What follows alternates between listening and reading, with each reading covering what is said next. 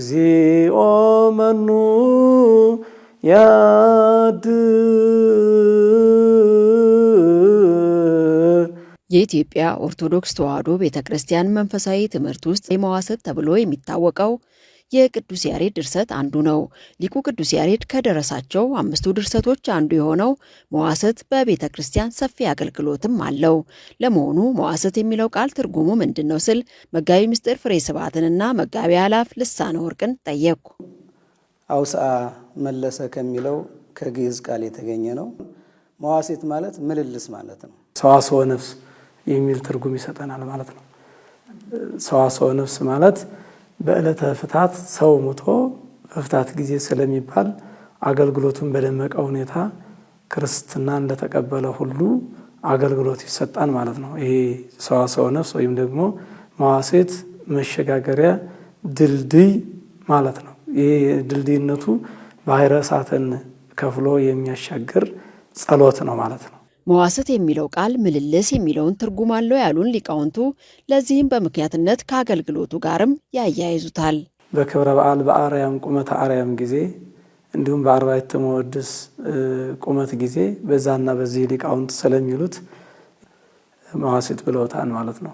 በቤተ ክርስቲያናችን ይሄ መዋሥዕት ሲዘመር በሊቃውንቱ በመሪና በተመሪ በቀኝና በግራ እንዲሁም በመቋሚያ በጸናጽል በከበሮ እየተመላለሰ ስለሚባል ይህንን ስያሜ አግኝቷል ማለት ነው። ከዚህም በተጨማሪ መዋሥዕት በተለየ መልኩ ለሙታን በሚደረገው የፍትሐት ጸሎት ላይ በሰፊው የሚዘመር ነው ያሉን ሲሆን ጠቀሜታውንም በዚህ መልክ ገልጠውልናል። ሁሉ ነፍስ ይሴብሖ ለእግዚአብሔር የሚልም በመዋሥዕት መካከል እናገኛለን። ሁሉም ነፍሳት እግዚአብሔርን ያመስግን የሚል ስላለው ምስጋና ነው ብለን እንይዘዋለን። ሌላው ጸሎት ነው።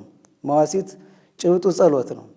ይሁን እንጂ መዋሥዕት ከፍትሐት ባሻገር ለበዓላትም የሚያገለግል ሲሆን ስለ ጌታችን ኢየሱስ ክርስቶስ፣ ስለ እመቤታችን ቅድስት ድንግል ማርያም፣ ስለ ጻድቃንና ሰማዕታት፣ ስለ ቅዱሳን መላእክትም ጭምር የሚያነሳ ምስጋናና ጸሎትም ጭምር መሆኑን ነው ሊቃውንቱ የሚገልጹት።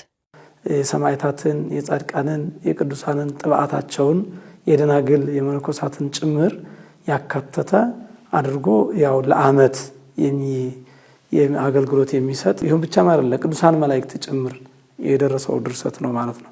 ለማዳን ሁል ጊዜ የማትታክት ክንድህ የማይዝል ሲጠሩ የምሰማ እግዚአብሔር ሆይ ሰማዕታትን አስፈሪና ግሩም ከሆነ እሳት እንዳወጣቸው እኛንም አድነን የሚል ነው። ይህ ጸሎት ነው ማለት ነው። በመሆኑም መዋሥዕት ለፍትሐት ብቻ የሚያገለግል አይደለም ያሉት ሊቃውንቱ ይህንን ምዕመናንም ጭምር ሊያውቁት ይገባልም ነው ያሉት። በፍትሐት ጊዜ ብቻ የሚባል አድርጎ ይገምታል።